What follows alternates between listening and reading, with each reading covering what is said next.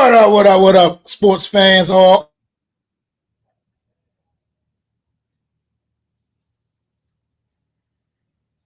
our fellow horsemen.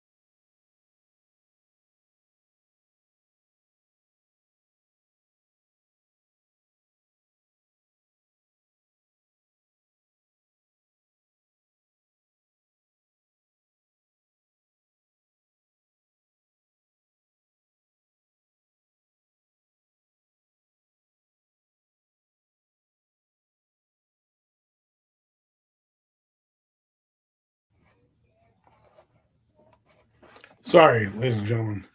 Technical difficulties. I closed myself out because I was frozen, and I think Mac is frozen as well, and he's rebooting. So give us a moment. These things happen on live broadcast sometimes, technical difficulties. So if you're out there listening, I'll fill in some of the airspace. I know somebody actually got mad at me once for doing that on a space once because it was complete silence. And I see somebody leaving now. Listen, we got a great show for you. And I think Mac will be returning soon. If not now, let me go just, I'm going to give him a call, see if he's.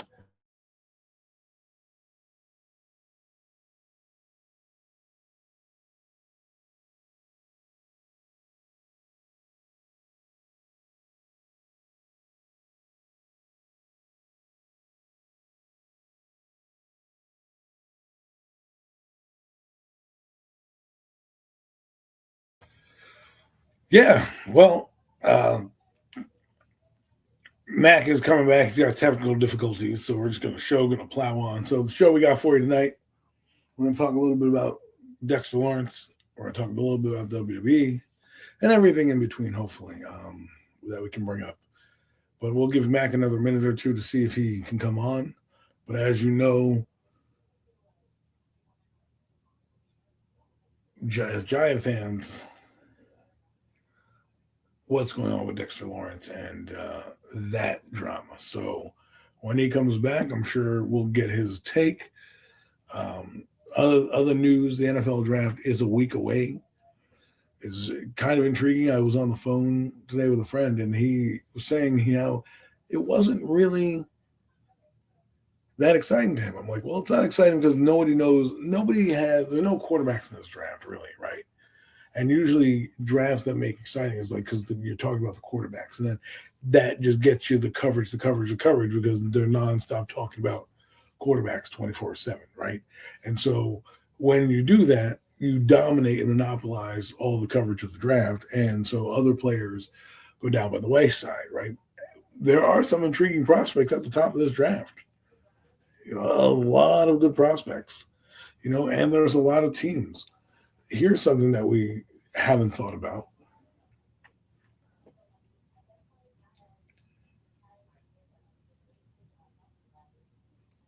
Something we haven't talked about really is, and here's Mac, was I apologize, everybody. Sorry about that. I was just filling the time by talking about how the draft's not as intriguing as most people want it to be because I just said the quarterbacks aren't there the same way, so the coverage is not there with that. When they have a lot of coverage, and Matt can start the show, and I'll end this real quick, is the quarterbacks draw the coverage and the eyeballs. So that's why you don't see as much of it because there's a lackluster quarterback class. But Mac, you're back. I don't know if you started the intro, but I'm not going to get in your way anymore. Oh no, I mean it's cool, but you started the show already. It's kind of at this point we'll just go with the flow, man. Unfortunately, I had technical issues in the middle of the intro, so it got a little jacked up this week. But we're not going to run it back. I am assuming at this point I just want to just go carry on and let's talk about it. It was kind of just right as soon as we go live, all of a sudden my internet just want to go crazy for a minute. Like it's absolutely unbelievable. Well, but I saw you freeze, and then I didn't know anything, so I left and came back in, and then I didn't know we were still live, and I popped back in. I was just talking about the draft a little bit and the intrigue or lack thereof, according to my friends. They're like, oh, our draft is not as exciting, and so I was filling the airspace talking about that. But I know we have a big topic on our hands, a 340-pound big topic to be exact. Mac, I guess usually the host of the show. How do you want to get started? Well, let's talk about the elephant in the room, so to say, man. One Mr. Dexter Lawrence. Things have completely seen the spiral out of control, and with these negotiations, at this point now, it's not even about the money. He seems to, from everything I'm hearing now, wants to be traded. He wants to be gone. He no longer wants to be part of the New York Football Giants, man. This is just coming a couple of days after the Joe Shane presser, in which Joe Shane was just, oh yeah, things are just so going well right now. Things are moving along really well with Dexter Lawrence in negotiations. And later on that night, we heard that they came to an impasse. And now here we are a couple of days later, and apparently it's just completely blown up. So, Adam, I don't know. What's your thoughts on Dex, man? Well, it's been a weird kind of couple of days because I've been listening to some, spaces and radio, and everybody has mixed feelings. Most Giant fans who are huge fans are using their heart and saying, I don't think he's going. This is just a ploy. This is a tactic. And everyone's like, well, look at Myles Garrett. Look at Myles Garrett. I'm like, why aren't we looking at two players? Quinnen Williams and Micah Parsons. We'll start with Micah Parsons first because I know Myles Garrett did the same thing. He wrote a letter, goodbye, but he got paid. Well, he also was coming off a 20-sack season. Okay, the Giants understood what they were doing with Dexter Lawrence, and so they signed him early. And this is what you get, a bargain contract. But if we look at what the Micah Parsons situation happened last year, we were on this show or at the NFC East Roundup, whatever show we were on, you and I, and we said, we don't think this is going to happen. Can't possibly be traded. Nothing, this is just a negotiation tactic. Then what happened? He ends up going to Green Bay. Somebody we never thought on a team would be traded, right? Micah Parsons, when we first heard that news, we didn't think anything. We didn't think that was going to happen. So I think some Giant fans need to realize, look at that situation down the road in your own division. And don't tell me that it can't happen because I love Dexter Lawrence, but Micah Parsons is Micah Parsons for a reason, okay? And whether you want to believe they're on the same level or not, they're two different positions, but they both have impact on their team. They're both guys you thought would be there for a long time. Now, Dexter could still be there, but what I'm getting at is don't get comfortable as this is a negotiation because the same kind of stuff happened with Micah Parsons. A new regime comes in. Right? They have Brian Schottenheimer. We have, John Harbaugh. Things were promised to him. He didn't get those promises. Well, guess what? They didn't trade him because after the draft, they couldn't get a contract going. So they held out into camp, right? And all he was at camp was walking around in his gym shorts there so he could not get fined, right? So why do people keep thinking that this is going to end after the draft is over? You don't just all of a sudden no trade request, right? If you want to get paid and you sunk in your feet in the mud, you're probably going to try to get whatever dollar. Now, let's go fast forward to Quinnen Williams. He was traded during the year. The same kind of timeline that Dexter Lawrence had. He's been asking out of New York for a couple of years now. They weren't going to give it to him. They weren't going to trade him. And then an offer came by from the Dallas Cowboys because they had an extra couple picks from trading Micah Parsons, and they were able to acquire Quinnen Williams for a first and a second. And that's where I think that the discussions are going to start. I do believe there is a chance you don't see Dexter Lawrence with us next year because of those two scenarios I pointed out. Two cornerstone defensive players that we didn't think get traded. Even Sauce Gardner got traded.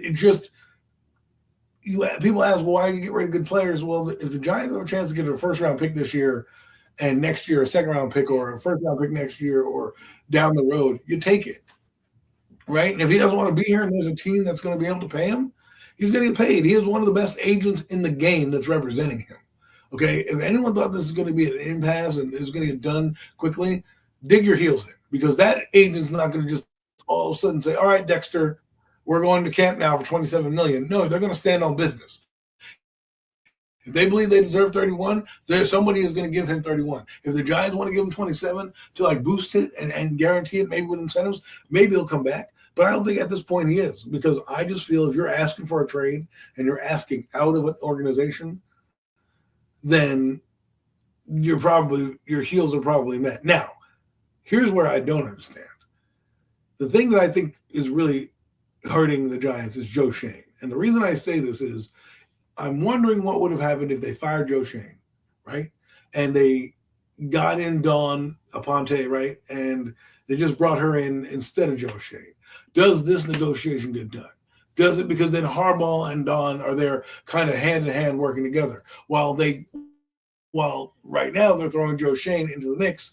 And if I'm, the agent of Dexter Lawrence, you pay Daniel Jones, you let all these other idiots walk, you have a certain price, they know how to negotiate. And what I'm saying is maybe the relationship has eroded with that communication that, Dexter Lawrence is like, you know what, if you're not going to change this guy and he's not going to change, you're not going to come off your stance, I'm out. And, New York is a weird place to live. If some guys don't want to be here, he has a kid now, so maybe he wants to go to a place where his kids can grow up. I don't know. I'm not saying he can't grow up in New Jersey. I'm just saying, I'm just saying. But if you look at it, the headache of the commute, all this stuff, like it's a real different type of vibe when you go other places. And if they can pay him, like I'll land this plane because I want to hear your thoughts, and then we can get into some teams that might want it. But I think this has gotten uglier, and it's only getting uglier by the day and by the hour almost. And I do believe they're going to find some team that's going to offer them what they want. Well, this is an ugly situation. Because in a sense, it's like obviously the team is definitely much better with Dex on it. And I see you in the chat out there too, Mosey, man. What's going on? But at the same time, it's now we're starting to get to the point where if this guy genuinely doesn't want to be here anymore, then I feel like gotta listen to these offers, man, and really see what the best one is. And we have to really start thinking seriously about entertaining it, man. Unfortunately, that's just where we are. That's how I feel like where we are, because at this point, I do kind of somewhat agree here. Like, like you said, you honor your contract. You signed the contract, you honor it. It is what it is. It's nobody's fault that we got you before you really, really blew all the way up. You know what I mean? Right. We kind of caught him early, saw what was coming. We said we could keep this guy around, you know what I mean? And now, sure, then you had a monster year, and then even the year when you got hurt, you were putting together a monster season before the injury, and unfortunately, yeah, you're him. You're him now, and just not able to get things worked out. And not happy with the way the negotiations is going. Really tough titty, man, because you are technically signed for 2 more years, bro. And much as I love you, honestly, if I'm being honest with myself, this could be a blessing in disguise for the New York Giants, because realistically, what you should be able to get for Dexter Lawrence should be a pretty nice haul. You know what I mean? It should be a pretty good haul. Definitely first round picks and some. And overall, that could help the New York Giants out a little bit. It's a big loss in the middle of that defense by far. And he'll definitely be missed, but I just don't get to a point with players when you tell me you don't want to be here, then I just don't, I don't want to keep spinning those wheels. Well, and move on with the guys that want to be here. You bring up a good point. If he doesn't want to be here, let's say that rumor is true, right? I don't know if he's not, but let's say it's true. You already told you he doesn't want to be here. He wants to be traded. Once you start to say those words, it's almost like you're headed for a divorce. It's like the D word in a marriage, right? The divorce word. You tried to work it out. It didn't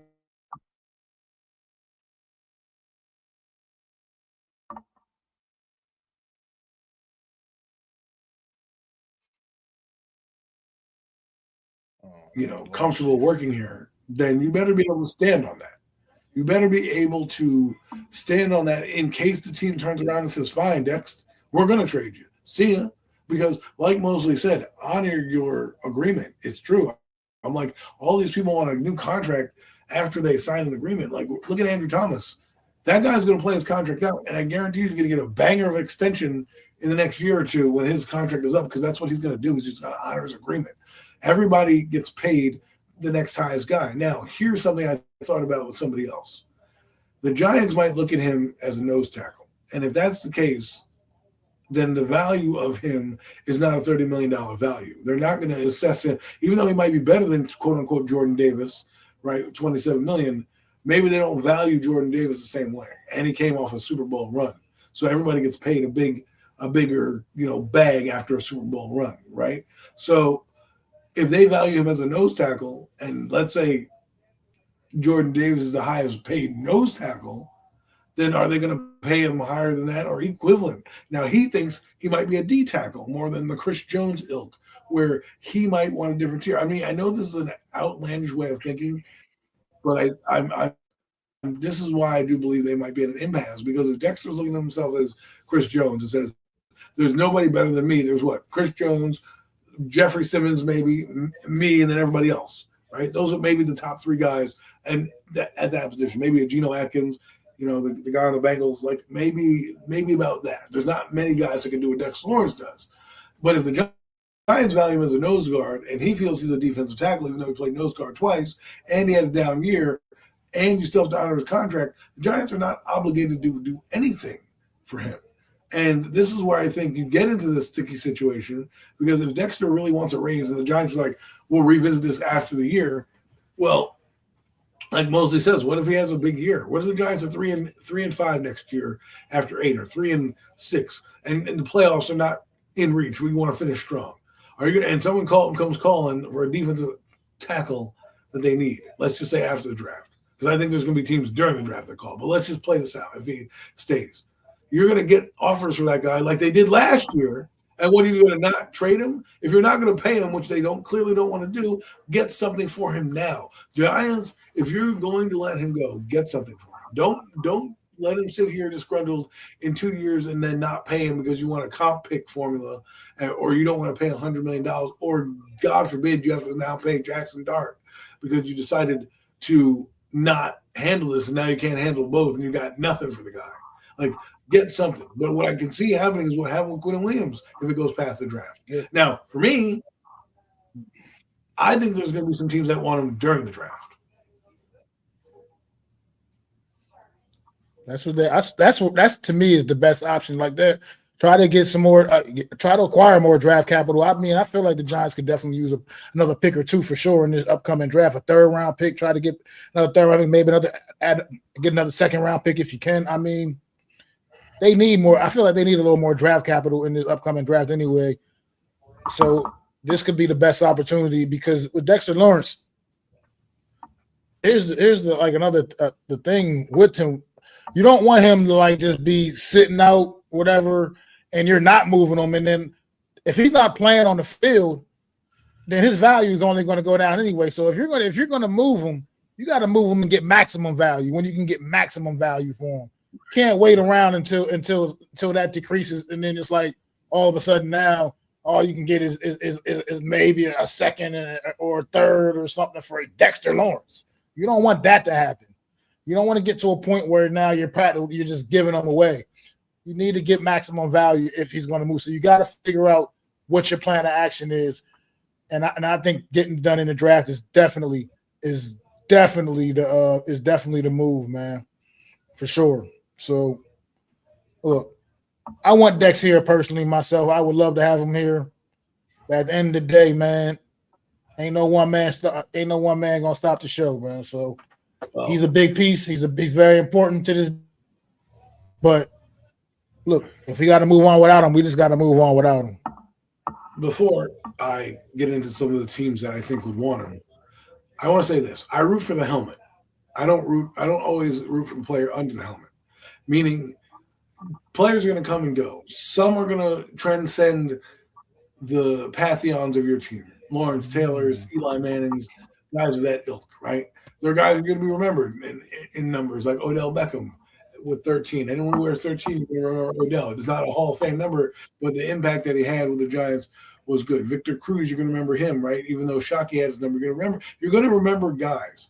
But look what's happened. Cruz was 80. Before that, it was Shockey. 13 was, Odell. Next one is Hyatt. Guys are going to come, guys are going to go. What you want is what I do is I root for the helmet. That way, I'm going to be upset. I'll be mad and disappointed, but I'm not going to, break my heart anymore because I root for the Giants. Now, if the Giants move to a different team, then we have a different story. Like if they decided, we're up and leaving New York and we're going to, Tennessee or Montana or something like that, it'll be a little bit more difficult because I root for the helmet.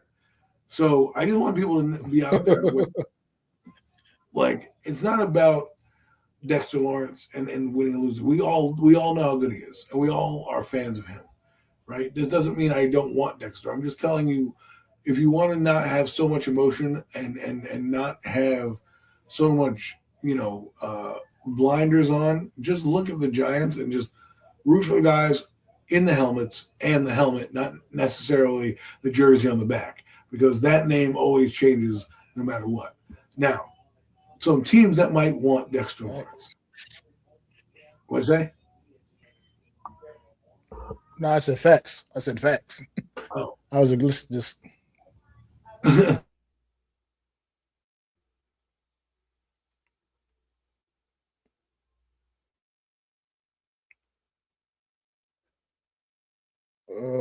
You were saying.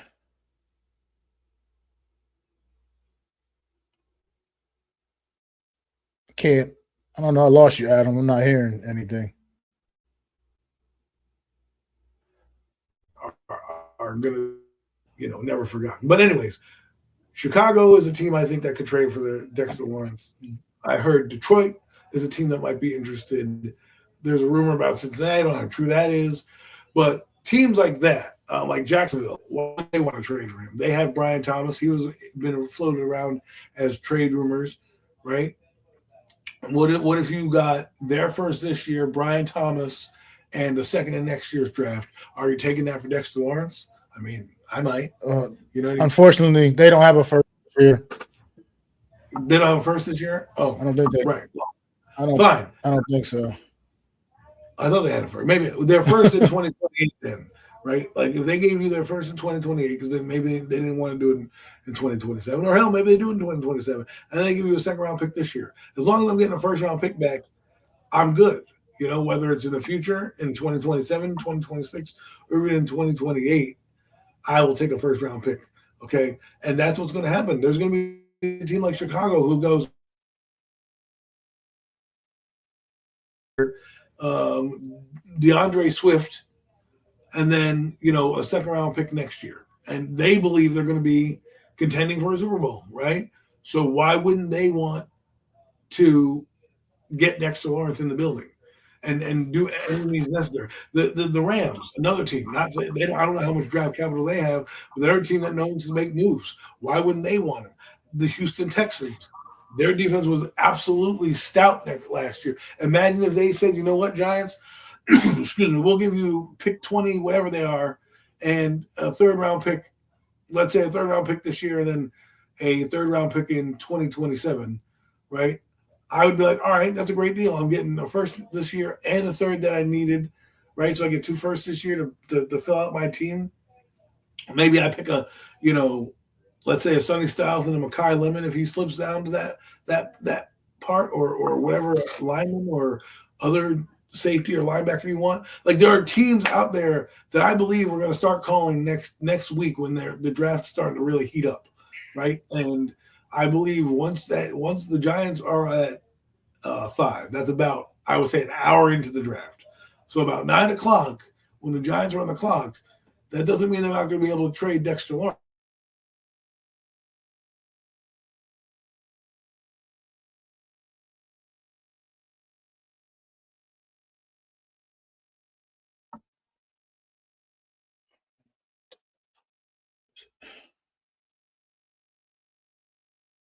quarterback. We were a play away from the NFC Championship game last year. I think that Dexter Lawrence can help me. Why wouldn't they want to do it? And then you got to think about it like that, right? They think they're gonna be later on in the draft anyway. So why do I care about 2027 draft pick if I think I'm going to be in the Super Bowl, right?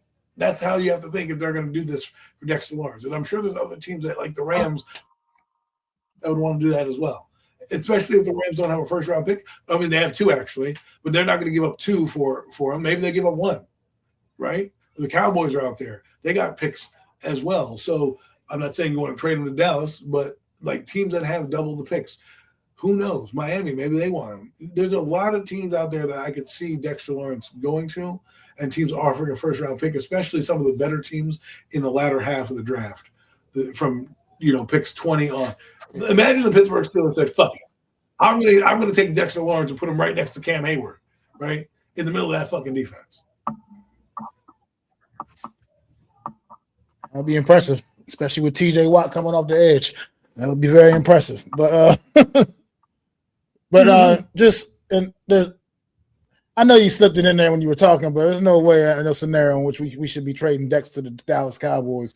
I mean, they would have to they'd have to give us a whole lot, you know what I mean, to get Dex. But as far as real quick, I'm saying teams like that have double. Yeah, I was gonna say if you want to touch on a couple draft guys in the draft real quick, maybe some other guys, some other prospects that we haven't talked as much about that you might like that maybe you can try to see the Giants. We talked about the first round enough. Like, who's a guy you really are looking at number 37 at that second round pick, man? Well, there's a lot of guys. There's the linebacker from Cincinnati. Jack, I think his name is, I forget what his name is, Jack Galladay, I think, or something like that. I like that. Like the guy from Texas, there's another linebacker, AJ Smith, I think his name is. He's a guy that if you could fall there and you don't get Sonny Styles, or AJ Wright, I think his name is, he's a guy that I'm interested in. And I'm also interested in a lot of like second round receivers. The kid from Alabama, I don't know why I'm so drawn to him.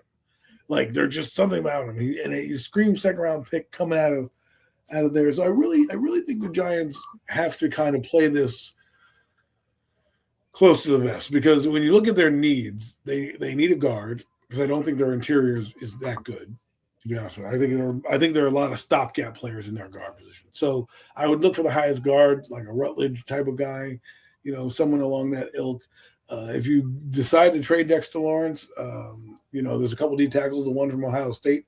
He might slip to you, so that's a guy you can consider in the second round. So there's a few prospects. I'm not deep into it this year, so I can't give you full names. I can just give you helmets and like numbers, but that doesn't really help you, right? I mean, that's kind of bad. But mostly I'm looking at positions.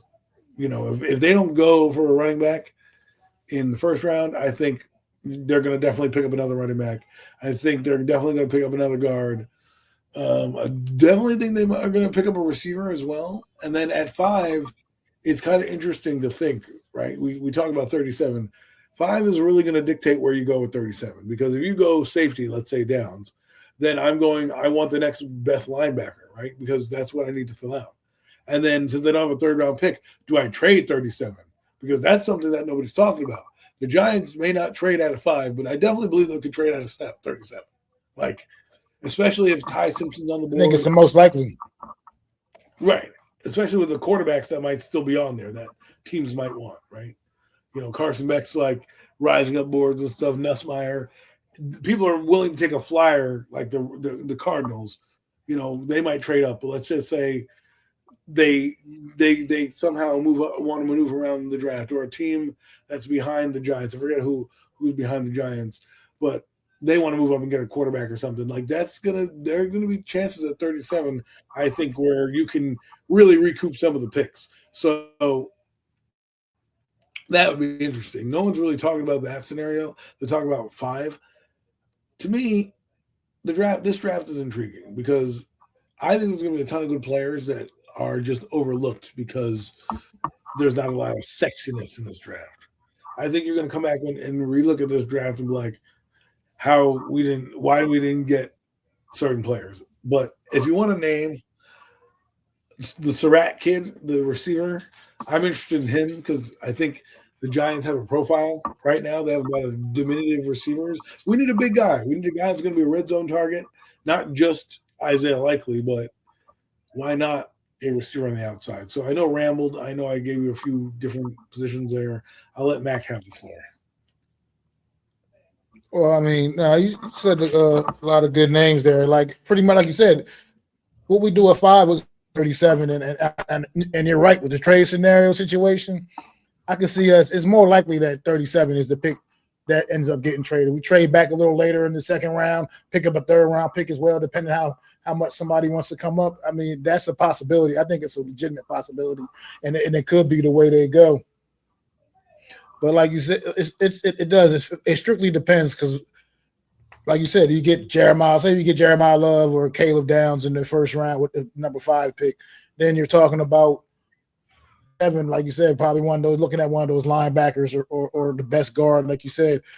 I personally still like the kid. I love the kid out of Texas Tech myself. You know, it's funny. Rodriguez. I know you just froze. The Giants at 5 have a luxury pick, I feel. Like they can pick the best player out of a crop of great players. You know? Yeah. Like so absolutely. Like there's like what? There's Styles, there's Downs, there's possibly Reese, and there's Love, right? So there's 4 guys that could end up in the Giants' vicinity. Are you mad? And even a Cardinal Tate. Are you mad if they take any one of those guys? Not to mention the people talk about the linemen that they might want from either Penn State or Miami if they evaluate them high. Like I don't really feel like in this draft, outside of like drafting a punter, right? Number 5 to me is a luxury. You pick whoever you think is the best player available. And then in the second round, the third rounds, or well, you don't have a third round, but the later rounds, start to pick need and depth because that's what this team needs, a lot of depth players. Right, we need guys to fill in for when the Josh Azudus and the Evan Neals get kicked off the teams. Then the John Runyons walk. Totally agree, man. Totally agree. But let's move on, man. Move it to the big weekend, man. Out in Vegas. It was so good last year. WWE decided to run it back out in Vegas again, man. WrestleMania. Biggest wrestling show of the year out in Las Vegas, WrestleMania 42, day 1, man. Right? They didn't end up going to Seattle. But those are the guys you pay, those 4th round picks, those 5th round picks. That's what teams thrive on. And I want to see what Harbaugh does this year because I think there's a lot of good players in this draft. We're going to be lucky that we have them. If you look at Harbaugh's track record, he has a decent record of picking players later in the draft, right? And a couple of them are on the team. Isaiah Likely was like a 3rd or 4th round pick. The falafel was like a 6th round pick or something like that. Although he's not that great. So that's something I want to brag about. But what I'm saying is, they get guys later on. The safety that they got him later on. So I'm excited for that. That's what I'm really excited for. Absolutely. I'm sorry. I'm having like a lot of technical difficulties tonight. For whatever reason, my internet is all over the place tonight. And I do apologize for that. Apologize to you too, bro. But let's try to segue to the big event this weekend, WrestleMania. 2 nights. 2 nights out in Vegas. Once again, WWE such an event last year in Vegas. They decided to take it back out to Vegas once again. The first time I think they did it in the same city back-to-back years, if I can remember correctly. But WrestleMania night 1, Saturday night. What's that? Would you just say, Adam? All right. Well, WWE night 1.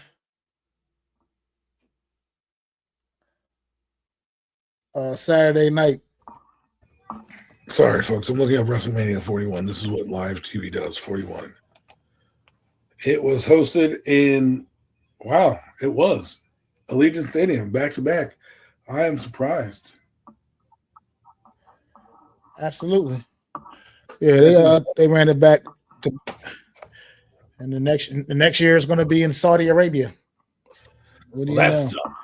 I mean, nothing against Saudi Arabia. That WrestleMania, you should not take that away from us, right? You want to take maybe the Rumble away, okay? I can see that, but the WrestleMania is WrestleMania, or do something funky. Do one night in Saudi Arabia and one night in, a different town. Like you can do two different.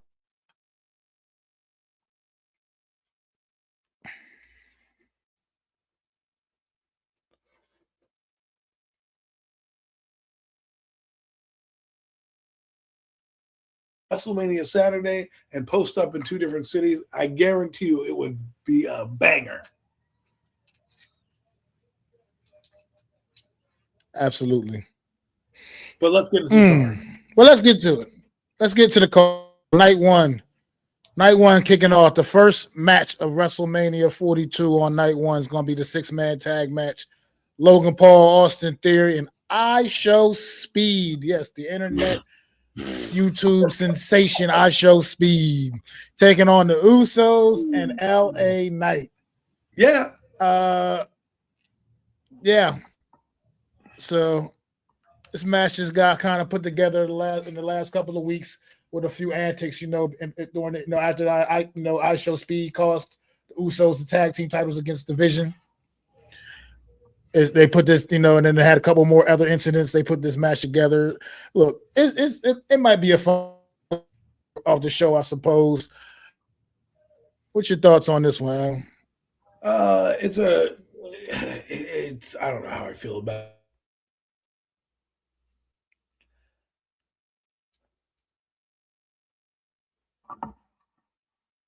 After Vince McMahon, left, they didn't kind of know what to do with his character, and then he got injured, and then they put him with Logan Paul, right? And then you put the Usos, who probably deserve to be at WrestleMania, but you put this haphazard match together, and here we go. I think there's going to be a lot of high-flying spots, with the Usos doing their Uso splash. I think Logan Paul is always good for a holy shit moment, so I wouldn't be surprised if he does something insane. And I think the Vision's gonna win here by some type of disqualification or something like that. Because I feel like if they're the tag champions, you have to have them kind of go over, right? If you want to make me believe them. Because other than that, why did you have this ISO Speed thing? You could have just had a tag team match and then, had special guests in the corner, LA Knight and ISO Speed, to kind of make sure nothing goes wrong. That would have been a better thought out match. This is just kind of like, we don't have anything for you to do. Let's put these three guys together and open up a match. I think it'll be entertaining. But I'm not really that care for the outcome. Yeah, I'm right there with you. I'm just here for the entertainment, man, on this one. What's going on? No Mets, no Nets, no Jets. I think that's what it's going to be, a good, entertaining way to start off WrestleMania Saturday night. That kind of warm you up for what's coming next. And we know what's coming. And let's get to what's coming next, because that's a match I'd much rather talk about. What's the second match on the card, apparently. These matches this first hour of WrestleMania will be live on ESPN, if I'm not mistaken. And these first two matches will be aired on ESPN. The second match will be the unsanctioned match between Drew McIntyre and Samoan Werewolf Jacob Fatu. Now, they have been building this matchup for months, and the build for this matchup has been amazing, to say the least. And I think Drew and Jacob are going to tear the house down on Saturday evening, man, over there in Las Vegas, man, because these two unsanctioned, anything goes, do whatever you want. They've been pretty much doing that anyway throughout the entire build. These guys have been doing to each other. They've been putting each other through the ringer, and this is just going to be a hard hitting and explosive match, and it could go either way. But I think this is going to be an opportunity to bring Jacob Fatu back up, because after the injury, he hasn't really been able to find his footing, so to speak, so much. It's just been he's just been engulfed in this feud with Drew McIntyre. I think this will be a way that putting him back over again, even though he's definitely over regardless. But this will be that way to really put him back up into title, title consideration once again. Know what you have any thoughts on this one, Adam? I like the match. I mostly like Jacob Fatu. I didn't know how this was going to play out because they did quickly pivot to Drew McIntyre off the championship. Remember, he was the title holder coming outside of Royal Rumble and having the shot, and because Jacob Fatu cost Cody Rhodes his title in the cage, right? And so there was buildup there. But then they pivoted from that storyline and they said, well, we don't know if Drew McIntyre can hold the belt. We have a better idea. They got it. I hate to say that use this, but they kind of got Vince McMahon. They kind of got scared and they went with what would work, and that was Randy Orton and Cody Rhodes. We'll get to them in a minute. And they went with Drew McIntyre and Jacob Fatu. And I think what you said is right. This has been a great build. They have some great matches. Drew McIntyre is going to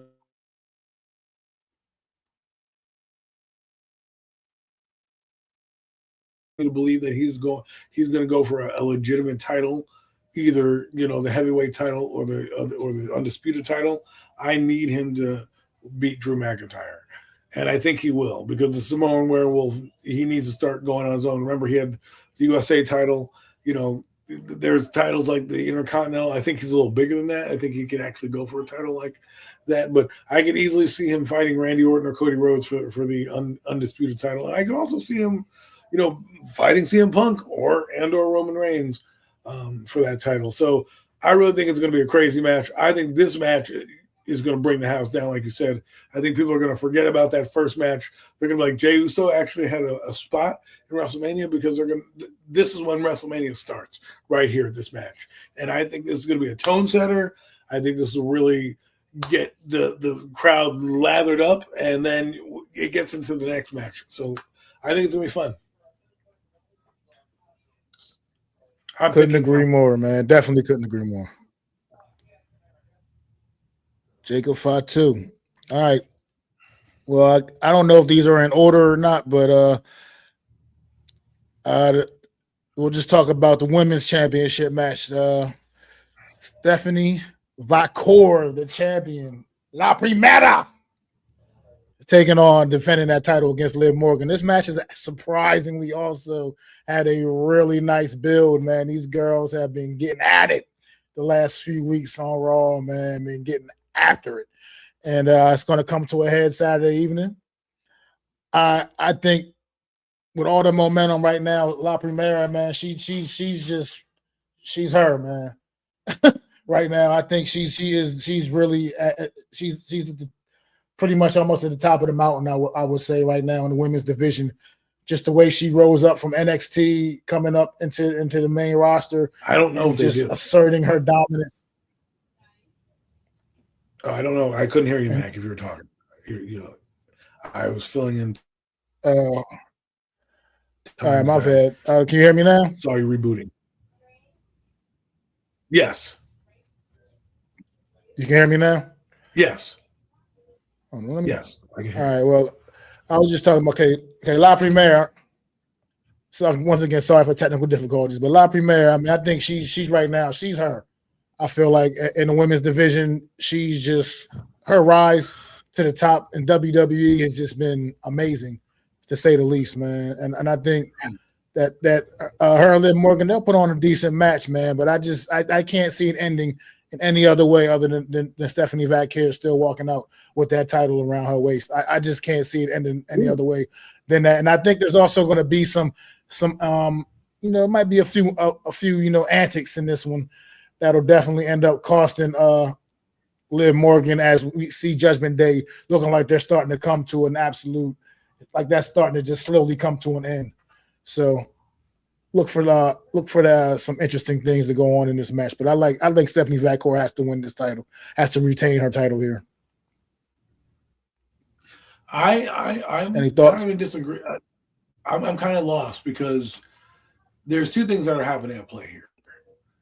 Either they give Vacur her WrestleMania moment. I know people don't believe that, but they do make those. this could be that moment. It would push her over the top, beating a legit contender in Liv Morgan. But I think Liv Morgan is hot right now. And I think she's going to steal the championship from Stephanie Vaquer as much as she can. And it's only because there's going to be some type of disqualification. Like when you have a person as hot as Stephanie Vaquer and, on the wrestling mat in terms of like where their career is, you don't want to squash them by losing like a clean match. What you want to do is have a distraction happen. So if they lose the title, they don't look like no one's going to feel people are going to be more angry for Stephanie Vaquer than feel sad that she lost. And it still keeps you in that title card. But I just believe that Liv Morgan has done a great job and she's come back. And I think Vaquer, as much as I want her to get a WrestleMania moment, I think she has a long career ahead of her and she'll have more title shots after this. And I think, unfortunately, I think the opposite of what's going to happen. I know Mac picked Stephanie, and as I want to do it too, because a lot of pretty mad. I don't want to get in her way. But Liv Morgan looks like she's on a different level right now. Well, we will definitely see, man, on Saturday night. But I just really love the work Stephanie Vaquer is doing, man. Then I liked everything she said. She came on the WWE period, NXT, and what she's done on the main roster. But up next, AJ Lee defending her women's intercontinental championship against Becky Lynch. And this one is AJ Lee, man, since she's come back and this cool and nostalgia. AJ Lee, it's been really, cool. Her part-time character that she is now, coming back after all these years. But she hasn't done any real work with anybody really other than Becky Lynch the entire time that she's come back. She was being part of the War Games match back in November. So I'm just, I don't know. I don't know how I feel. I think, honestly, just for the sake of WWE, to me, I'm just not a fan of part-timers holding down titles. I'm just never, I don't care who it is, who they are. If you're not there for the full ride, man, I'm just not really, I don't support them holding on to the gold.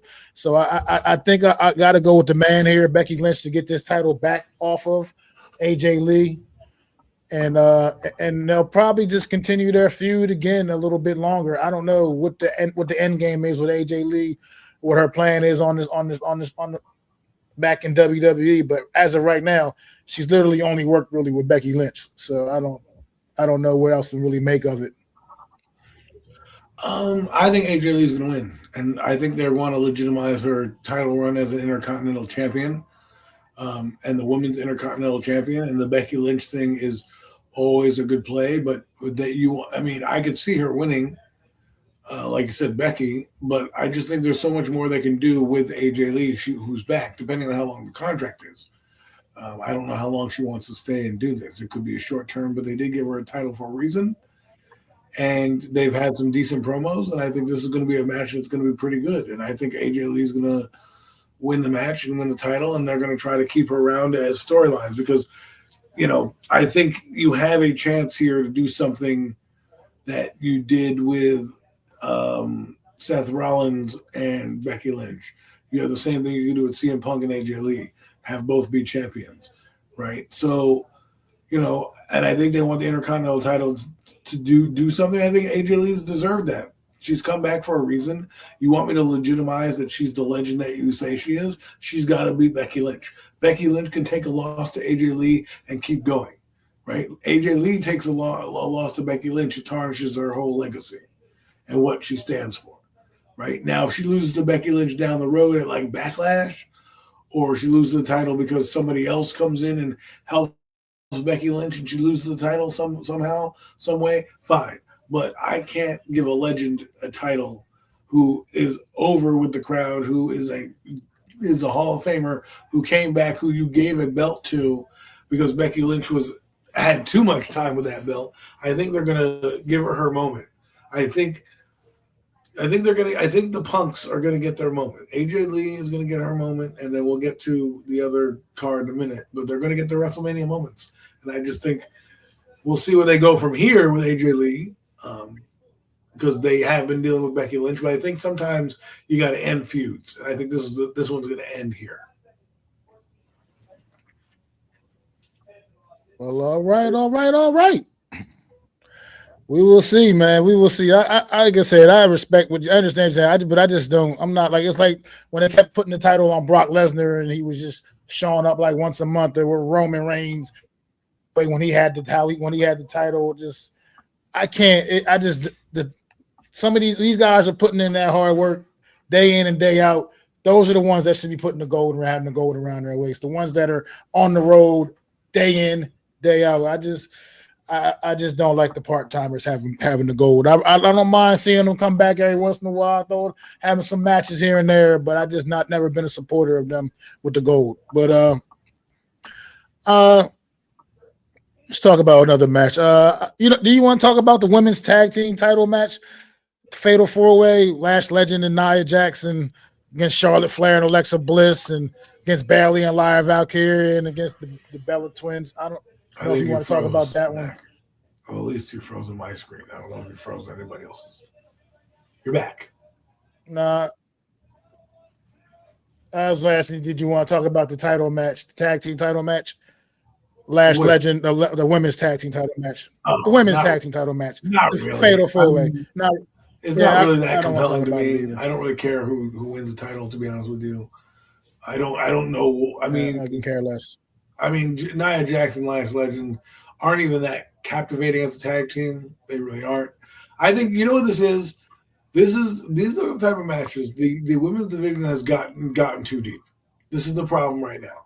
They've gotten too deep, and when you get too deep in a roster like they have, you have to put legends together like Alexa Bliss and Charlotte Flair. You've got to put Bayley and Lyra Valkyria together, who I really think is going to win the title anyways, because they, otherwise they're going to split, right? And then you have Lash Legends and Nia Jackson. I forget who the other team is. The Bella Twins.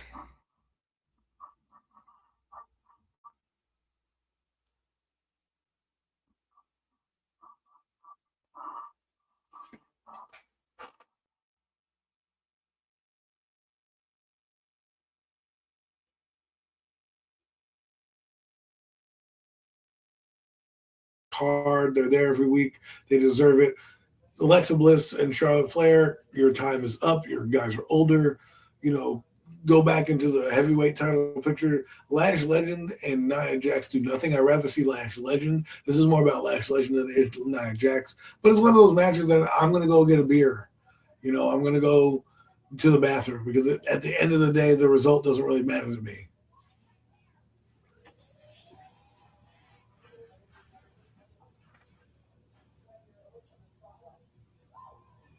I mean, it could be a banger match. I agree with you, Adam, man. I agree with you, man. It's just I don't give a damn about this match. This is definitely where I will be taking whatever bathroom break I need to take. Like for real.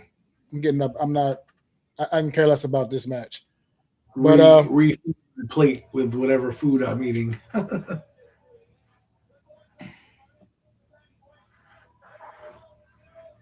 But we're talking about the match of the night. Absolutely, man. And that is Cody Rhodes and Randy Orton.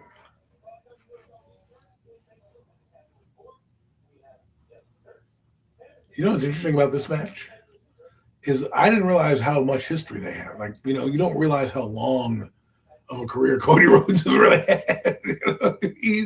Like, geez. Yeah, absolutely.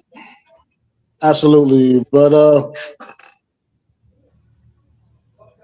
let's talk about one other match real quick before we get to that one. And that is Seth Rollins against Gunther. Am I echoing? Yes, you are. I don't know how I feel.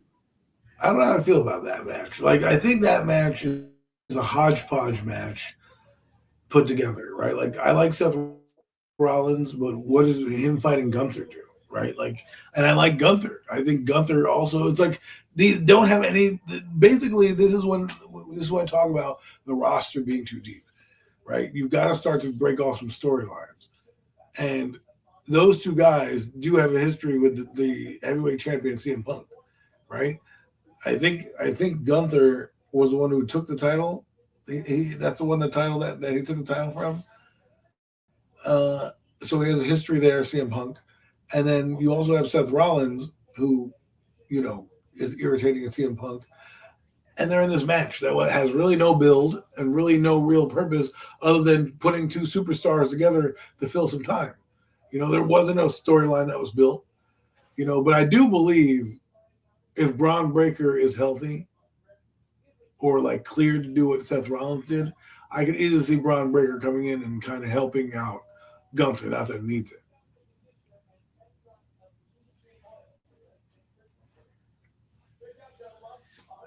I think it's going to be a good match because with two of the best in the game, but it doesn't move me the same way as another match we're going to talk about in a few minutes on the other side on the Sunday card. It's to me Gunther versus Seth Rollins, two probably Hall of Famers going up against each other. It's just one of those matches that we got to appreciate the talent going up against each other. But again, well, actually, I wouldn't say again. I would say this. I want to see Gunther win. I'm tired of Seth Rollins. There's no real direction with that guy. Every time he's always either fighting for a title or doing I'd rather see Gunther. I'd rather see him become more back in the title picture. That's a guy that you could really carry the company. So, what are your thoughts on Rollins versus Gunther?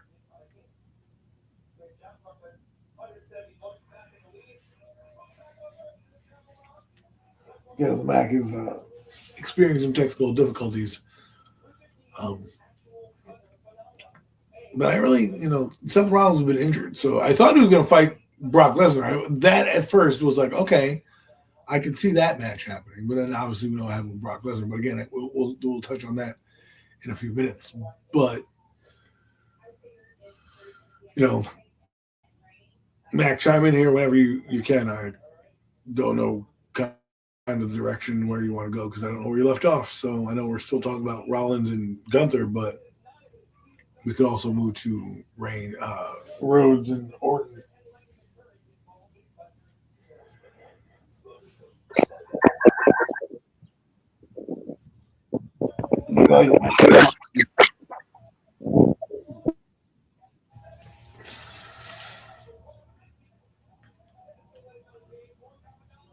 Mac is back. If you want to start talking about Cody and Randy, go ahead. I'm gonna get to the Is that talking about Randy? Okay. Well, Randy Orton, Cody Rhodes match. This is an interesting match for me because the build-up is so unique. Like I never thought I would get to see this match. I didn't think about it. Like it just never crossed my mind. Even though Randy Orton was in there and Cody Rhodes was in there, it just never crossed my mind. And then because at first, remember we had Drew McIntyre was the champion, so you kind of had Drew McIntyre and would he fight Roman Reigns? Would he fight CM Punk? Blah blah blah. So then when they put the title back on Cody, it was like, well, who are they going to build up? And then you saw Randy Orton, come in and play a role. And I would love to see Randy get his 15th title. But there's a pay-per-view that comes on after WrestleMania. It's called Backlash or Revenge or, of matches. And I can see them doing a Cody Rhodes versus Randy Orton and giving him the title then, right? Getting Randy the title on that regard, right? I don't know if he gets the title tomorrow.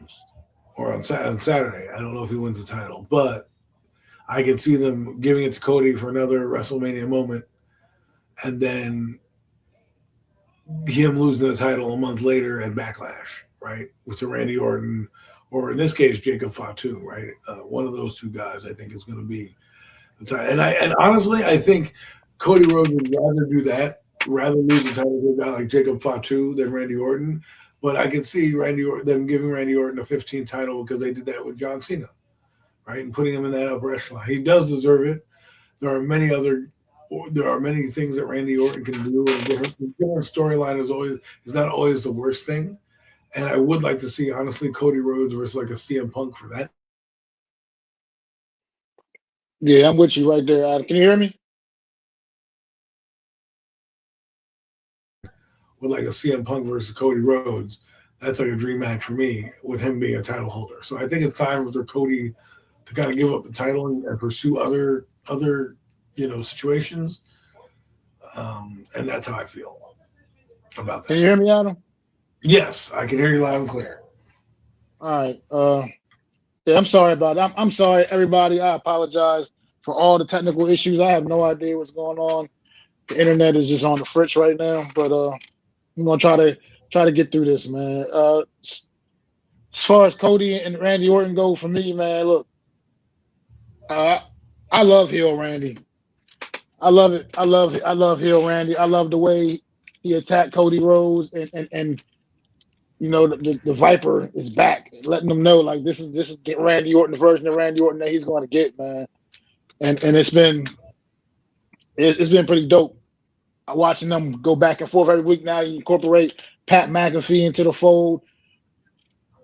I mean, honestly, I could have. I did. I don't necessarily believe he was necessarily needed for this. But at the end of the day, he's Pat McAfee. He's kind of just a natural when it comes to this stuff, and he's adding something to it as well, man, to the storyline as well. I don't know which way they go here, man. I feel like this is the time where Cody Rhodes has had his moments the last couple of WrestleManias, man. I think this is definitely the time for Randy to step back in there and get back to the top of the mountain because it'll probably be his last opportunity to do so. And I feel like no time better than the present, man. Obviously, like I said, I love Hill Randy. He's doing great Hill work, and I support everything he's doing, man. And I love watching. I've loved watching this storyline go down the last couple of weeks on SmackDown, man. So I got to go with Randy for the win, the Viper, man. I think for sure that this is his time to get that. I think what's to be his 15th or 16th time being a champion. I think no opportunity better than the present, man. Right at the expense of one of his very best friends in Cody Rhodes, man. These guys came in pretty close to the same time, way back when in WWE. They're a legacy together. They were the legacy together, absolutely, with Ted DiBiase's son. And so these guys have a lot of history, man. This is like one of those just dream WrestleMania matches, and it's going to be one hell of a way to end night one, man, of WrestleMania. But I like Randy for the win here.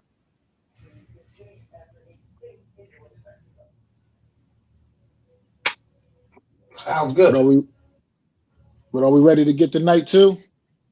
Oh yeah. Because night two starts off with a banger. Oh my god. This starts off Oh with a banger on night yeah. two, man.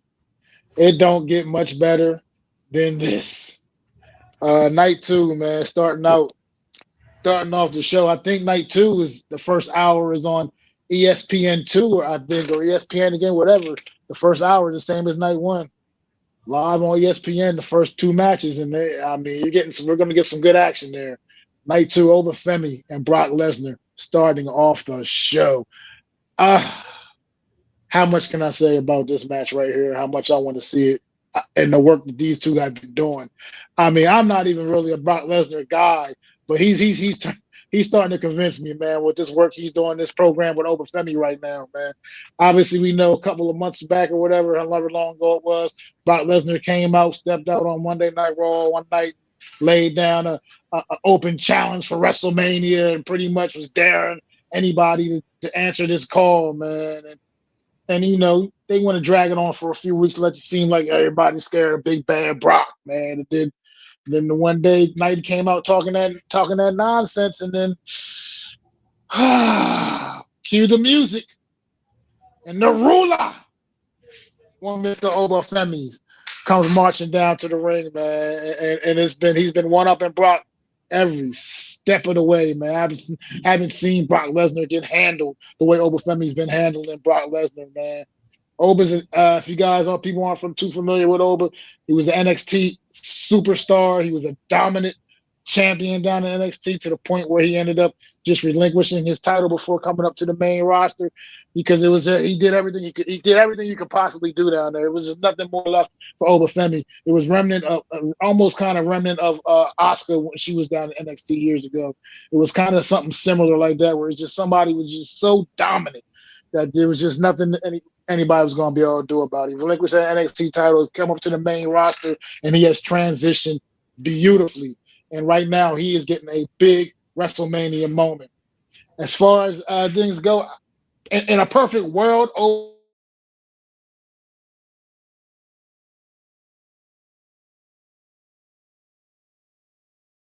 so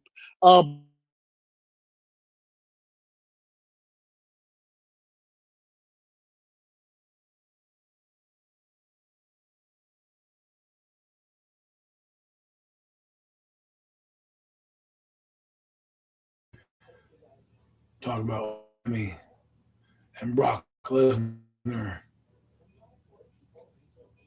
Give another second or two, maybe he'll come back.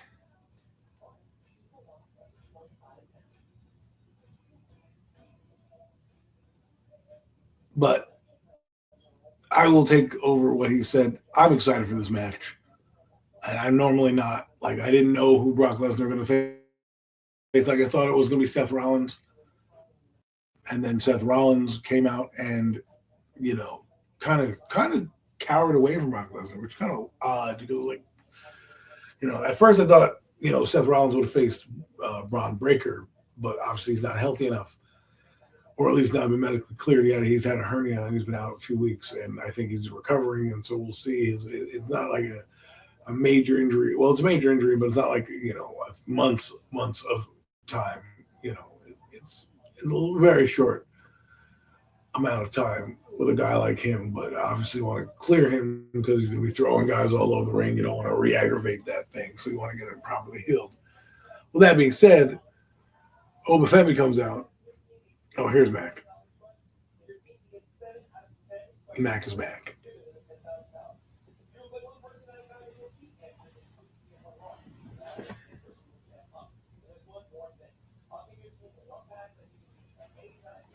Well, I think Mac is back and still having some difficulties.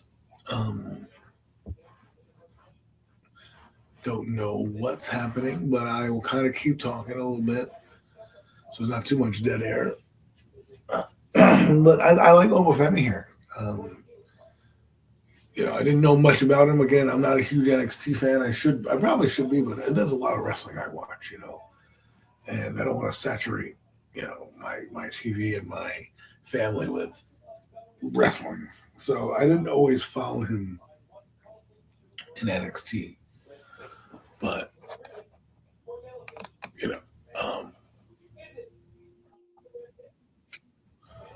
I think Mac is back now. Let's see if he.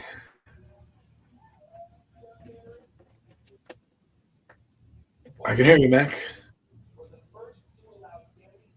Can you? Because I don't know. At this point, I don't know what to say. All I can do is keep apologizing. All I can do is keep apologizing.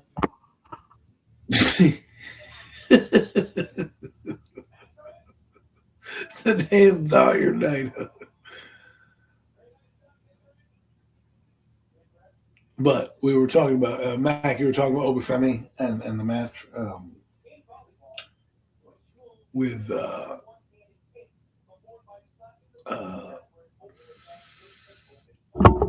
Brock. I think it's gonna be a great match. I really do. I wish it was no holds barred, but those guys that big, I want to see them throw each other through tables and shit, or falls count anywhere match. Yeah, I feel you. I don't know. I don't know if I got cut. What did I froze up when I was in the middle of talking about the match? I don't even know at this point. Can you hear me? Well, what are your thoughts on Obafemi? Are you yes? Are you excited to see Obafemi and Brock? I'm absolutely. So I guess you didn't hear anything I said. Obviously, when I went on that whole Obafemi. I mean, what he did, just watching his career unfold, man. Obafemi, what he's done, coming through through NXT, where he was so dominant that he had to end up relinquishing his title, a la like the same way Oscar did. It's just been amazing to watch him his rise, and then coming out and the things he's done to Brock Lesnar over the last several weeks on Monday Night Raw, just plain incredible. The only way to really cap this thing off properly, in my opinion, is to have him is if he goes on and completes it and wins this match. I don't know if that's how WWE sees it. If I mean, Brock Lesnar, does Brock Lesnar really need to win? No, he Brock fucking Lesnar. No matter what, you're gonna go away. You're gonna go away and be gone for whoever knows how long anyway. So let's put Oba all the, not that he's not over, but let's put him all the way over. Let's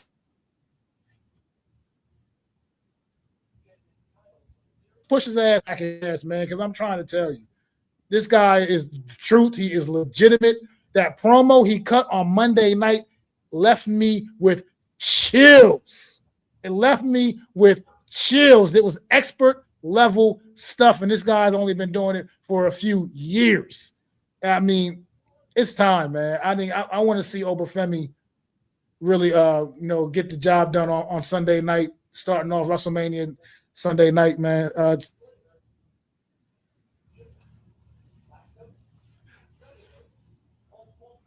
I mean, I'll night because I hope WWE.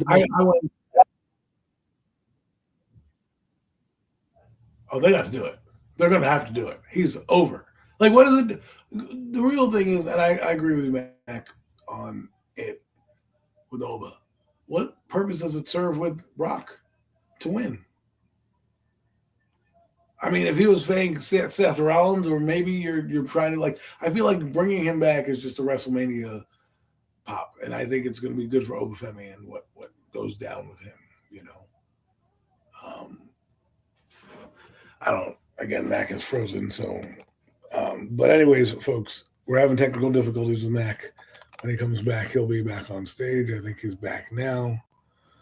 But Obafemi, we got to move on to the next match because we've kind of hung on this match a little long. But Obafemi is going to be your winner, I think, on Sunday night to start.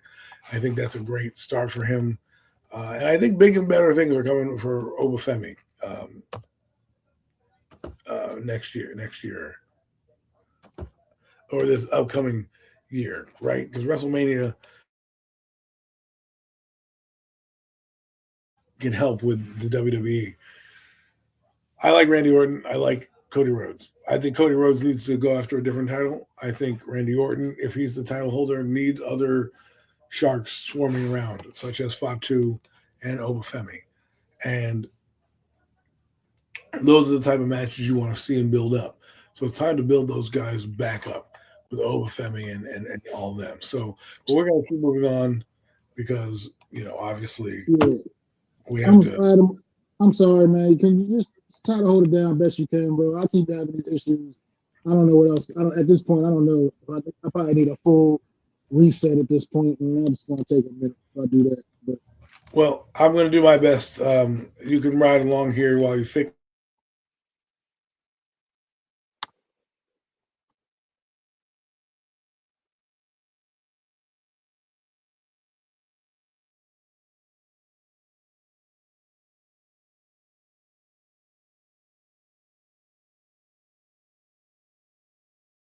Even on air anymore. I am on air. I'm still.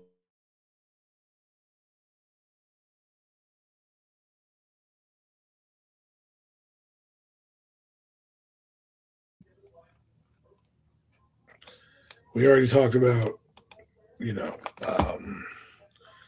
Obafemi.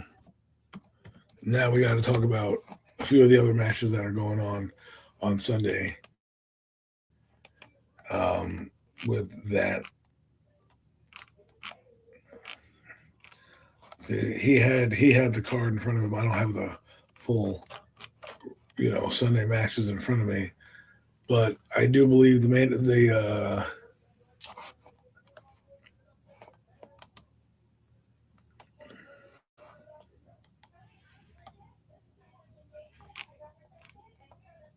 we talked about Brock Lesnar. Oh, the United States Championship: Trick Williams versus Sami Zayn. I think that's going to be interesting because I think I like what Trick Williams is doing. I think he deserves a title shot. And this is a good title to start him as he builds up to a main eventer. He's got the build for it. And I think him beating Sami Zayn, God bless him. You gave him a championship because obviously you're going to probably, I wouldn't be surprised if Trick loses this match because they would want to give Sami Zayn his WrestleMania moment. And then again, in the following match, like the rubber match or the grudge match or whatever you want to call it, then they'll have Trick Williams win. But I think Trick Williams will put on a good show. So that's something to think about when you have in this game. So night 2, let's do this. So we talked about Trick Williams. That's going to be good. So here's how the matches go. Brock Lesnar starting first, right? Then the next match is the Intercontinental Championship match for the ladder match, which is insane. And I think that's going to be a good match. This the young guys like Penta, like Javon Evans, like Rusev, like Dragon Lee, like JD McConnell and Rey Mysterio. A lot of high flyers. I don't think Penta loses this match, but if you do, I would like to see Javon Evans get it because Rusev, doesn't really move the needle for me.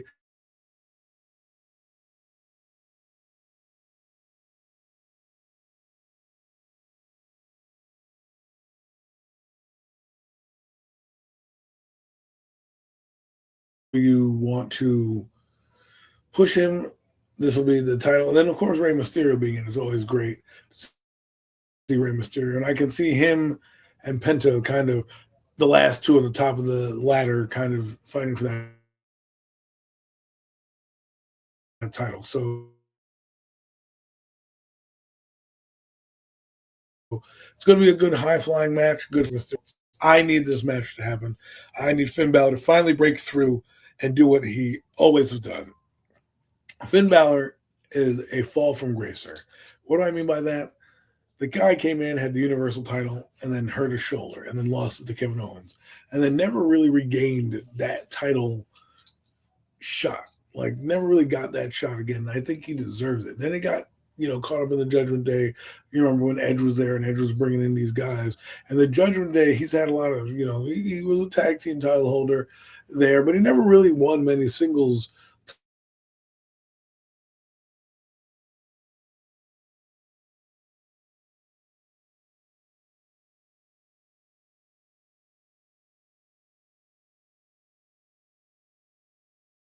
what he is now. I do hope that Dominic Mysterio does lose because I'm tired of Dominic Mysterio. His character has kind of flatlined for me, where there's no real depth with him. Like, you just kind of keep him around doing the same thing. So that is that. And then the next, we already talked about the United States Championship match with Trick Williams and Sami Zayn. I'm torn because I want Trick Williams to win, but I think they're going to do Sammy right and let him have his moment. Here's the other one that is a very women's champion, Jade Cargill versus Rhea Ripley. I think Rhea Ripley is going to absolutely destroy Jade Cargill in this match. Absolutely, positively destroy Jade Cargill. I think Jade Cargill has had a horrible championship run. I don't think she's done anything. I think you're starting to see her form a faction, which is a little too late in my eyes. I think she's going to lose the title, and then she can form that faction with B-Fab and Michin, right? But I think Rhea Ripley gets the title back. She's been hot. She deserves it. And, I just think Jade Cargill, while she looks like Tarzan, she doesn't have everything together yet. Her mic skills are a little not fully refined. Her wrestling, she hasn't cut many great promos yet. And I just think her championship reign hasn't been something to talk about yet. She's not like a Bianca Belair who came in and kind of took WWE by storm. Rhea Ripley is becoming a legend. And I think she cements herself as one of the top women of all time by taking this title and really pushing it up. And I think with Rhea Ripley, you're going to get better matchups down the road, like a Bianca Belair, maybe an AJ Lee, maybe, something like that. Jade Cargill still has some time that she needs to build on. I think having a faction with her being the leader of a group will really help elevate her character. Well, I hate to kind of disagree a little bit with just the result. I don't disagree with what you said about Jade necessarily. I just think that this is the reason why they really made it a point to want to put her in this spot with Rhea Ripley, because when you look at Jade Cargill, she's like a damn superhero. I mean, she just does, like straight out of a comic book. And WWE just loves that, man. They love that stuff. And this is how they feel like. I think they're going to finally put Jade truly over and give her some credibility by having her actually knock off who I believe is the absolute pinnacle of the women's division right now. One Miss Rhea Ripley, man. I think it gets no better in the women's division than Rhea Ripley in WWE currently, and I think she is the top of the mountain. She's just like when you form like Voltron, Rhea Ripley is the head. I think this is what they want to do. They're going to have Jade Cargill chop that off. You see, they brought in the faction with her, forming a faction. Her baddies. Anybody follow Jade back in AEW? She had the same faction once, also called the Baddies. So she's now brought that gimmick to WWE as well with Meechin and B-Fab. Don't know how I feel about those two being the baddies, but nonetheless, that's where we are. And I think this is the moment that they're going to use to really try to convince the WWE world that Jade Cargill is a legitimate champion. Because I agree, the title run thus far has been nothing to even talk about whatsoever. And yeah, she's gotten better in the ring, but she's still definitely clunky at times. And once also the mic skills, she's not believable with the microphone in front of her hand. She hasn't cut that promo like what I just mentioned about Obafemi a little while ago, where Obafemi literally gave me chills on Monday night with that when he cut that promo on Monday night. I mean, that was top level stuff. You think the guy was doing it for years with the way he cut that promo on Monday night. Jade definitely doesn't have that in her, doesn't seem to have that ability. And I think this is the moment WWE is trying to use to really, really try to convince the WWE universe that Jade Cargill belongs in the spot that they put her in. Because, like I said, when you look at her, she looks straight out of the comic book, man. She does look like a superhero that she likes to portray, man. She's one of, anybody doesn't know, Jade Cargill is one of those ones. You'll go to Comic-Con, you'll catch a Jade Cargill table. She's definitely a big fan of all that, the Marvel universe and all the comic book stuff, and she's into that. That's one of her things, and she looks like that when you see her, and she's got a long way to go. But I think this is the moment they're going to use to really put her, try to put her over and convince to the WWE fans. Well, I want to agree with you, but the problem has been her buildup has taken a little while longer. Because when she came in, the Storm was coming. I loved every minute of her gimmick. It reminded me of Storm from X-Men, But then she comes in, and then you have lackluster matches. She has a lot of power, Don't get me wrong. She does do a lot of things. I don't think her losing to Rhea Ripley just takes her shine away. I think the reason why the title is going to move to Rhea Ripley is because it's been such a lackluster build with the championship in her hand that I think if she can come back with the faction and be just a terror and terrorize people like the Judgment Day does, and then she can rebuild herself back up on the chase and the come up, I think that's what's going to be better for her, And then the WWE can move on with Rhea Ripley as a champion, and then build up characters that deserve to be built up, like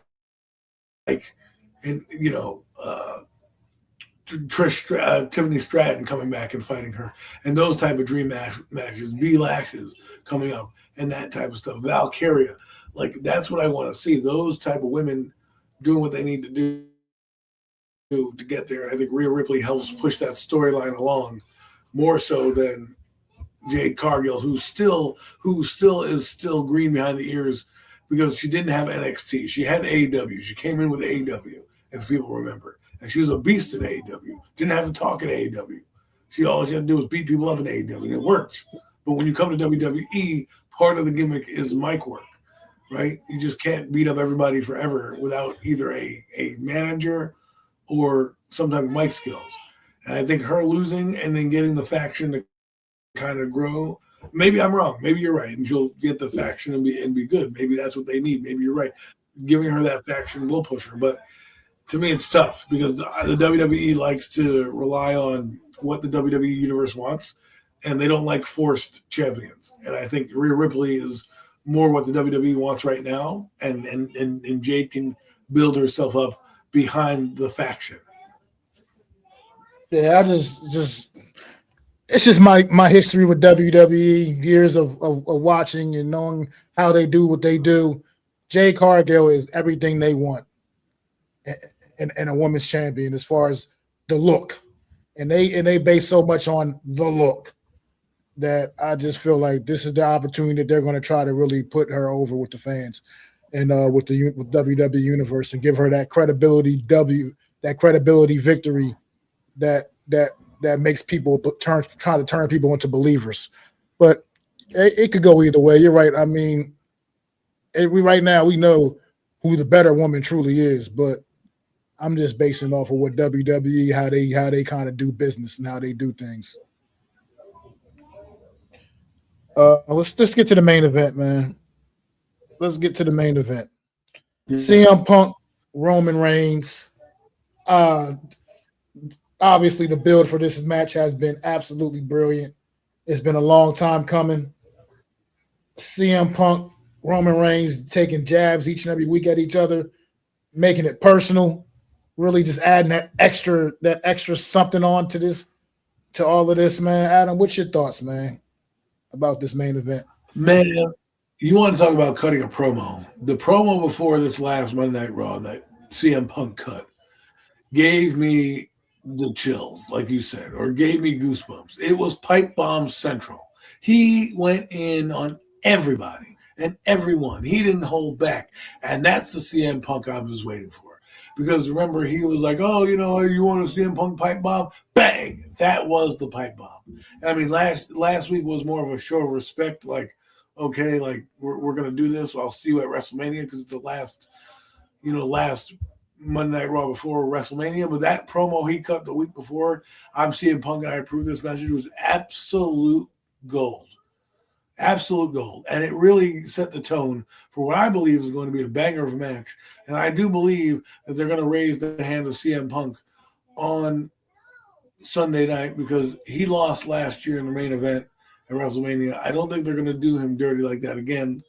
If you know the WWE and the history of the WWE, that and Roman Reigns has a lot going on with movies, and he even said it himself with a lot of things, and he's still got appearances. Just like CM Punk said, they sent you to Jimmy Fallon because you're the safe pick. And that's what we want to see, a little edginess. We miss that, CM Punk. We miss the guy whose mic gets cut off when he's talking because they're so worried about what he's going to say. That was him 2 weeks ago. If he brings that guy on Sunday, I don't think Roman Reigns has a chance. I don't know about you. I don't like Roman Reigns the same way as most people. I think he's been like CM Punk said, a manufactured champion because he had the bloodline helping him out a lot and doing a lot of things for him. So while he does have that reign that he had of the 1,300 days or whatever it was, I think when you reign that long and you beat Bruno Sammartino and you beat a lot of these other guys in terms of the title reigns, you kind of don't need to deserve a title, and CM Punk deserves a good defense of his title on the grandest stage of them all to culminate in his career. Now, after WrestleMania, you want him to lose the title to whomever that may be, whether that's Cody Rhodes, Fatu, whatever big name you think is going to help elevate him, fine. But he needs his moment, and I do believe because of the circumstances with Roman Reigns and a lot of the things he does, he will get that moment. And I will be disappointed if he doesn't. I mean, I'm going to get over it because I'm a grown-ass man. But I can't see another part-time champion. Punk has been there. You want to talk about the lack of champions that Jade has, it's been the opposite for CM Punk. Every week he's got somebody he wants to fight. Every week he's out there, busting his ass, cutting promos, and being a part of teams. He is doing it. And I don't think he gets enough credit for it. And I think they chant his name, like Roman Reigns said, for the last decade. When Roman Reigns leaves, they're not going to chant the same way that they do with CM Punk. I just don't think he has that impact. I think he's good for this generation and their championship, but I think it's CM Punk, and I'm going with him. That's my guy.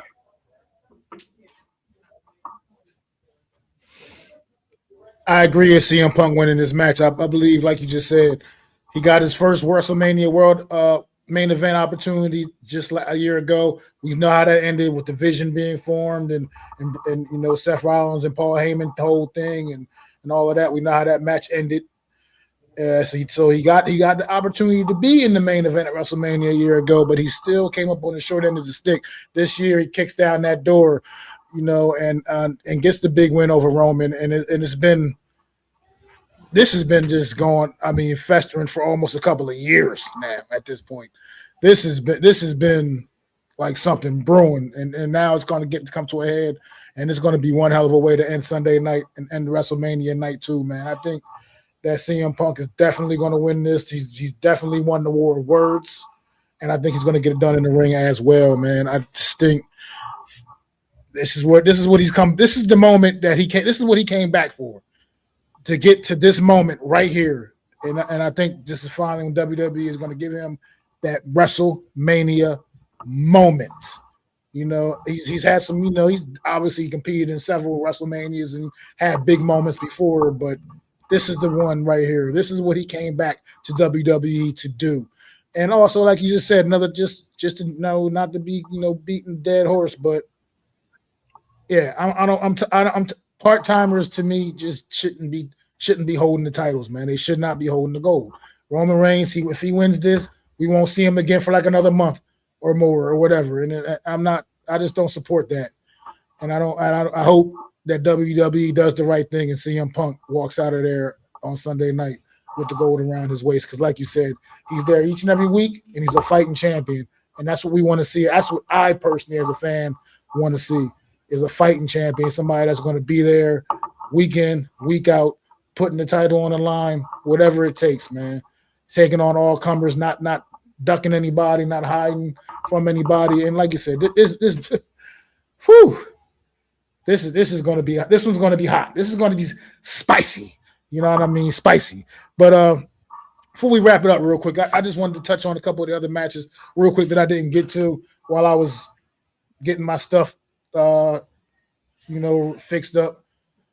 Once again, I do deeply apologize to anyone that was listening to all of my messed up, technical issues I was having. And I definitely apologize to you, Adam, because you've done a great job holding it down today. So I really appreciate you, my brother. No worries. But Thank you. Yeah, the ladder match, man. Penta defending that thing in a 6-pack ladder match, man. Some more great, just young talent in here. Rusev, I don't know what the hell he's doing in this match. He just doesn't belong, to be honest. I mean, I don't know what they made them throw Rusev in this match for, because it's going to be high flying everywhere in this match from everybody else except for Rusev. Obviously, he's just not that guy. Yeah. I guess they're putting him in there for the power element, to be the big bad bully of the match, I guess. But he to me, he didn't really belong in this one. And they threw Ray in at the last second to make it a 6-pack. And why not? This could possibly be Ray's last WrestleMania for all we know.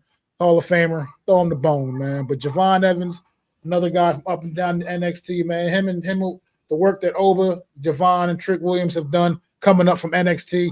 They were superstars down there, and they've come up and transitioned beautifully to the main roster, and they are also working at superstar levels on the main roster. All three of them, man. I want to nod my hat to all three of those guys, man, because we usually see that when the NXT stars get called up, they kind of get derailed, a la Carmelo Hayes, a guy that who Sami Zayn took the title at the United States title off of, and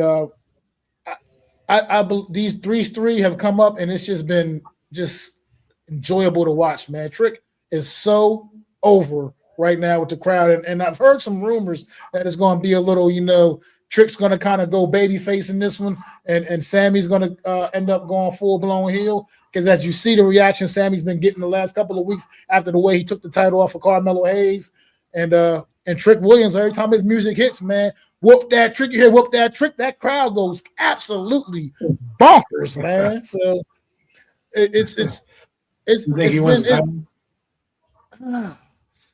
I'm not so sure about that yet. I'm not sure they're ready to quite do that yet, but I think it's going to be one of those things where it kind of extends and goes into maybe Backlash as well, where we'll see another rematch, possibly adding Carmelo Hayes maybe back into the mix and making them go on a triple threat style at Backlash. Maybe we'll see how that all plays out. But I just wanted to mention those three young men, because they have come up from NXT, and I haven't seen anyone really transition to the main roster as seamlessly as they did, as they all have, and they're all getting WrestleMania moments this weekend, well deserved. But and then the one other match I just want to touch on, because of a theory I have in the match and how it may end. The Dominic and Mysterio match is going with Finn Balor, man. Like, Finn Balor coming out as the Demon for this one, guys. If you didn't know, yeah, he's bringing the Demon back for this one, and we know the Demon does not play games. So good luck, Dominic Mysterio, on that. But I think what you was going to say? I think Finn needs to win. Well, I think he's going to win, but I'm going to tell you how I think he's going to win. I think it's going to be a whole lot of shenanigans with Judgment Day style. I think we're going to get Liv Morgan integrating herself into with her little boyfriend, Dominic Mysterio. She's going to integrate herself. I think we're going to get a Roxanne Perez appearance. I think they're going to think everything's all good, and then Roxanne's going to swerve the Judgment Day.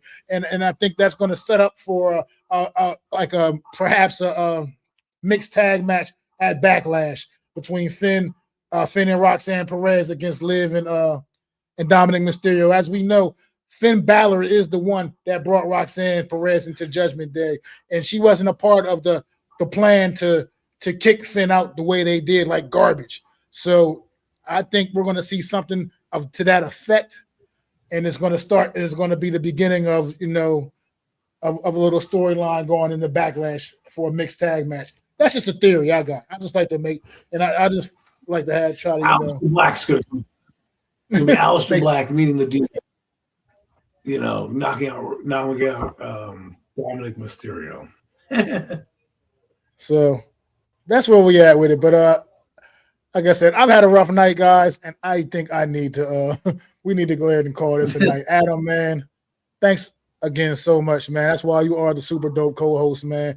And just real quick before we get out of here, you guys, we will be back in a couple of weeks with addition of the Real Deal NFC's roundup, as the draft is a week away, and we follow that up every week, every year with a rundown after the draft, and we'll be back in a couple of weeks with the Real Deal NFC's roundup. And Zion, shout out to Zion, couldn't make it tonight. Hopefully he'll be back next week live for the draft.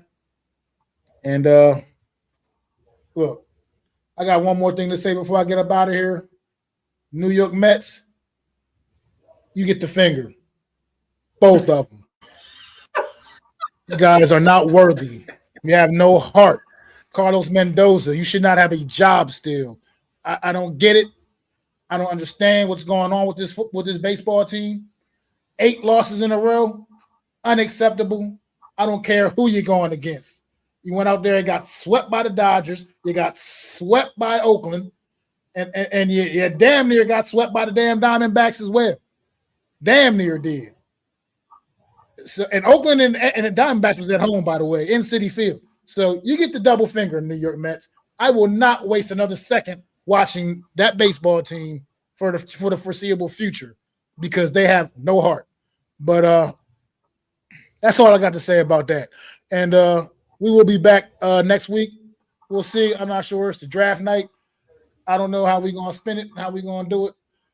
Either way, I'll be live regardless for the draft, no matter what. I don't know how we're going to do it for PT, if we're going to do it. I don't know what you guys want to do. We'll talk about it and figure it all out.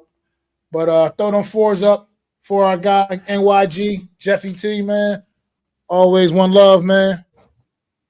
And we appreciate you, bro. We love you. We still love you, man. And I'm Mac the Giants fan. That's Adam Costas, man. We'll see y'all next week. Peace.